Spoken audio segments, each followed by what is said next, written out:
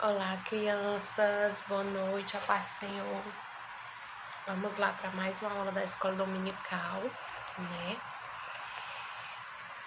Contando a segunda parte da história de Daniel. Aula passada entendemos como Daniel chegou com seus amigos à Babilônia, como ele foi escolhido para servir ao rei. Ai, meu Deus, muito sono. Então, gente, ele foi escolhido porque ele se destacou entre outros, todos os outros jovens. Eles se destacaram por serem meninos fortes, bonitos e inteligentes. E por conta disso, eles foram servir ao rei, certo?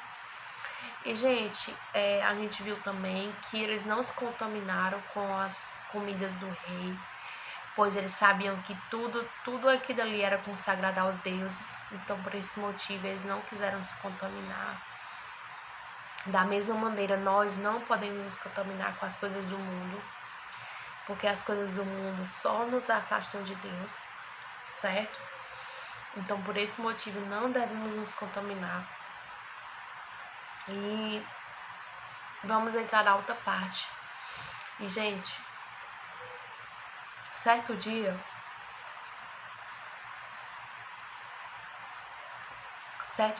Nabucodonosor construiu uma estátua de ouro, uma estátua muito grande.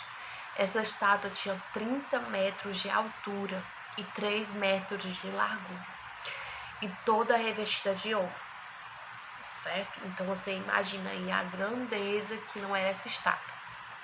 Uma estátua de grande dimensão que dava para ser vista de longe, né? Que era 30 metros de altura e toda revestida de ouro. Então quem tivesse a quilômetros e quilômetros de distância via essa estátua. Então, gente, e ele construiu essa estátua e deu um decreto que toda vida, naquele mesmo horário, quando as trombetas tocassem, eram para se ajoelhar diante da estátua, né? Certo. Então, naquele horário, né, as pessoas já iam se achegando lá naquela estátua, esperando o soar da trombeta para se ajoelhar perante a estátua, certo? E Daniel, com certeza, os seus amigos já estavam sabendo disso, né? E por conta disso, já sabiam que já estavam decididos que não iam se prostrar. Eles já foram decididos que não iam se prostrar. Gente, Deus requer de nós fidelidade. Deus é fiel conosco e nós também devemos ser fiel a Ele. E tia, como é que eu sou fiel a Deus? Através da sua palavra, obedecendo a sua palavra. Isso é ser fiel ao Senhor. E devemos ser fiel em tudo ao Senhor, no nosso tempo, no nosso modo de ser, no nosso modo de falar, como a gente anda, como a gente se veste. A gente deve se portar como tal e ser fiel a Deus e mostrar para o mundo que somos servos de Deus, né? E Davi e os seus amigos se mostraram diante daquele povo incrédulo, né? Que eles eram fiéis ao Senhor, né? Eles se mostraram diante daquele povo e eles iam mostrar para aquele povo que Deus era um Deus verdadeiro, que o que eles adoravam eram deuses mentirosos, deuses que não existiam, mas o Deus deles era um Deus vivo, um Deus verdadeiro, um Deus que estava ali disposto a sempre os ajudar, né? E a os livrar de todo o mal. E mesmo que Deus não fizesse isso, eles ainda Deus ia continuar sendo bom. Então, Deus ele continua sendo Deus, apesar de qualquer circunstância. Eu sendo fiel a Ele ou não, eu servindo a Ele ou não, eu louvando ou na palavra, ou eu ir na igreja ou não, Deus ele vai continuar sendo Deus. Ele vai continuar sendo o salvador da humanidade, ele vai continuar sendo a única esperança de vida eterna. Então, eu posso fazer o que for. Meu Deus, ele não vai continuar a ser ele vai continuar sendo o que ele sempre foi, Deus. Agora, eu sem Deus, aí é o segredo, né? Eu sem Deus não sou o filho de Deus, eu não sou uma pessoa que provavelmente não vai ter a vida eterna. Então, uma pessoa sem Deus, ela não é nada. Mas Deus sem mim, ele continua sendo Deus, certo? Então, gente, ele construiu essa estátua. E aí, naquele mesmo horário, todo mundo já estava sabendo, então já ia para lá, para perto da estátua, para esperar a trombeta soar para ali se ajoelhar. Gente, a Babilônia naquele tempo era um império rico, um império de primeiro mundo. Então era muita gente. Então vocês imaginam em milhares e milhares de pessoas, uma multidão, já na frente da estátua, esperando a trombeta soar. E Daniel e seus amigos estavam lá, no meio dessa multidão. E de repente a trombeta toca. E todas as pessoas se ajoelham, menos Sadraque, Mesaque e Abednego. Você imagina aí a cena. Milhares de pessoas ajoelhadas e só as 3 de pé. E só os 3 de pé. E aí, o rei avista de longe Daniel e seus amigos e manda chamar. Imediatamente. E ali conversam com eles ali. E o rei dá mais uma chance a eles de se prostrarem. E eles mesmo assim não se prostram. E dizem, não, rei, não vamos nos prostrar. Não negaremos ao nosso Deus. E o rei se enfureceu, tamanha ira, que mandou aquecer a fornalha 4 vezes mais. Então você imagina, uma fornalha já é muito quente. E aquecida ainda mais, 4 vezes mais, a temperatura fica quase insuportável. E não tem ser humano no mundo que escape. Então, só das pessoas encostarem perto da fornalha já se queimavam. Imagina entrar dentro, ser jogado lá dentro. Não ia sobrar nada da pessoa, nada. Os ossos, tudo. Ia ser consumido pelo fogo. Então, gente, aí o rei se enfureceu, mandou aquecer a fornalha, mais ainda, e mandou jogar eles lá dentro. E eles foram jogados.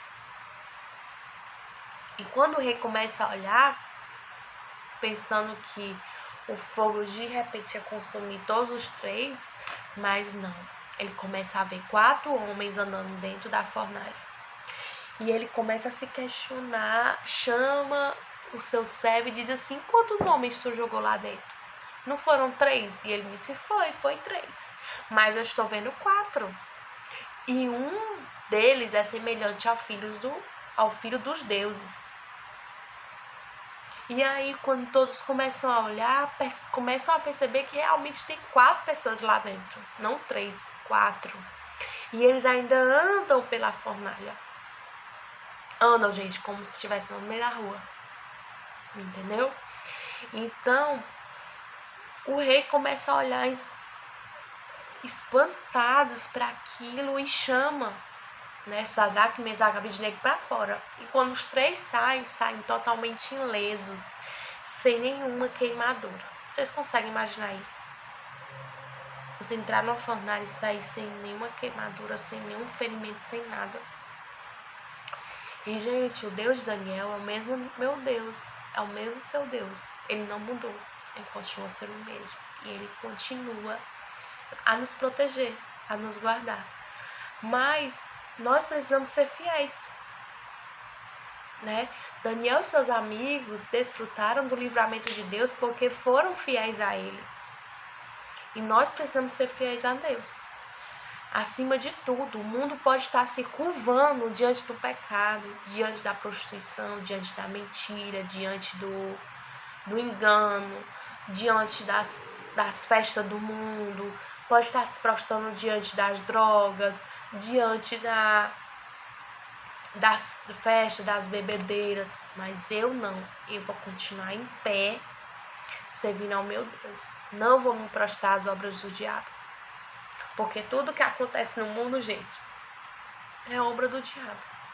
A Bíblia já fala que o mundo jaz do maligno. O mundo já é do maligno. O mundo já está possuído pelo maligno, pelo mal. E eu não posso me prostrar de maneira nenhuma. Não é só porque todos estão se prostrando que eu vou me prostrar. Certo? Então foi isso que Daniel e seus amigos fizeram. Ah, não é só porque fulano tá se prostrando. Gente, com certeza eram milhares e milhares de pessoas se prostrando. Só eles 3 de pé. Você imaginou? Vamos imaginar a sala do colégio de vocês. Vamos supor que na sala do colégio de vocês tenham 30 alunos. Certo? 30 alunos. Aí imagina todas as salas reunidas, né? Cada sala em torno de 30 alunos reunidos no pátio. É muitos alunos, na verdade? E ainda não chega o tanto de gente que tinha lá naquele dia, nesse episódio aqui, como a gente está falando. E de repente, a professora de vocês coloca uma santa lá no altar, certo? Uma santa lá, uma santa aí, bota lá e diz, bora, agora vamos rezar. Vamos rezar. Vamos todos se ajoelhar diante da santa e vamos rezar. E aí, o que é que você vai fazer? Vale nota. Vamos lá. Vale ponto para a prova. E aí? Você vai se vender por causa de um ponto? Fica aí o questionamento. Se chegarem a fazer isso na sua escola, a dizer, se prostre diante da santa e reze por um ponto na prova, 2 pontos na prova. E aí? Será que vale a pena?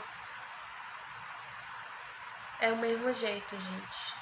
Todos os dias o inimigo tenta nos enganar, nos fazer nos prostrar diante dele. Como, tia Thaís? Como? Quando ele faz você mentir. Quando o diabo tenta te enganar, que mentir é a melhor maneira possível para se safar.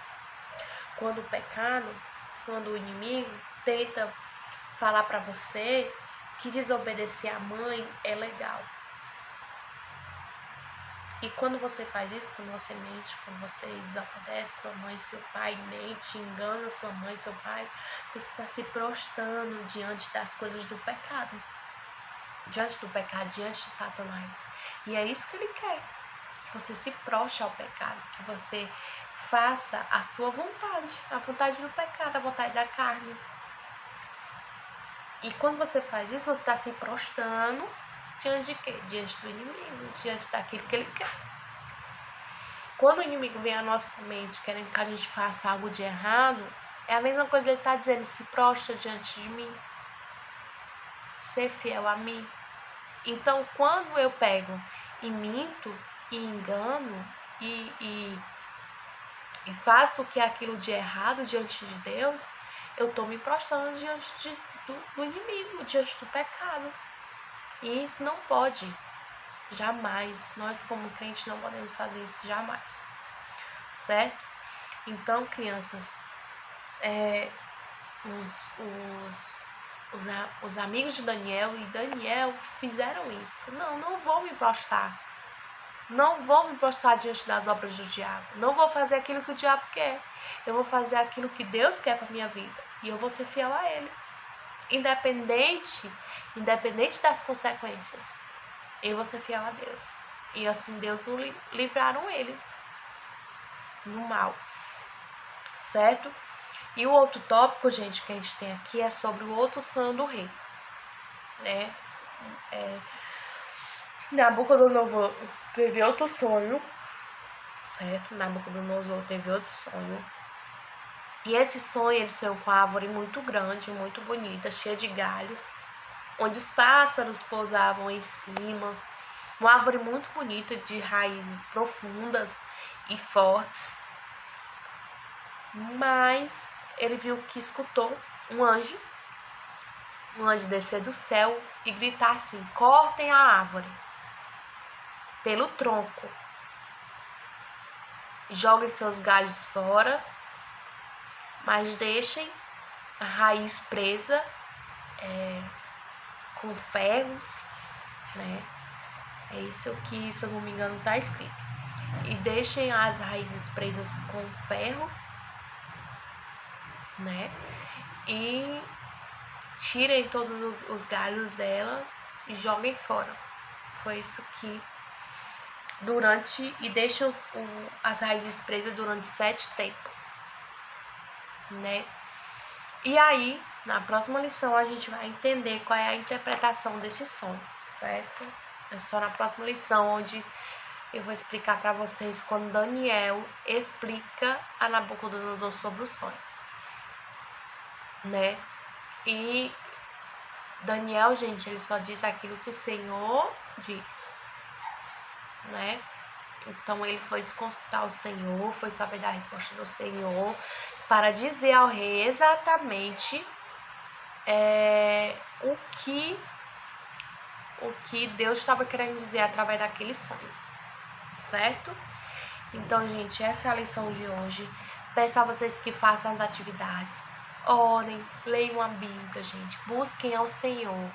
Esse é o momento de buscarmos ao Senhor, de estarmos em casa em comunhão com o Pai, com a Mãe, e pedimos ao Senhor para que o Senhor possa nos abençoar e nos livrar de todo o mal. Mostre ser fiel ao Senhor até nesses momentos, porque, gente, é nesse momento que estamos vivendo em que Deus está olhando quem são os verdadeiros adoradores, aqueles que realmente adoram o Pai em espírito e em verdade. Então, crianças, eu peço a vocês, estejam em tremenda comunhão com Deus. Não se apeguem com as coisas do mundo, porque as coisas do mundo são passageiras. Em breve, não muito longe, Jesus está perto de voltar. Isso falta pouco, bem pouquinho para ele voltar. E quando ele voltar, ele vem para a terra buscar os verdadeiros, os fiéis servos. Então, é nesses momentos de dificuldade que Deus fica observando quem são os verdadeiros adoradores. Certo, crianças? Então, essa é a aula da Escola Pública de hoje. Um beijo, um bom domingo para vocês, uma ótima semana. E nós vamos ter o nosso encontro em nome de Jesus. Se não for hoje, vai ser na quarta, tá bom? Então, um beijo. Até mais.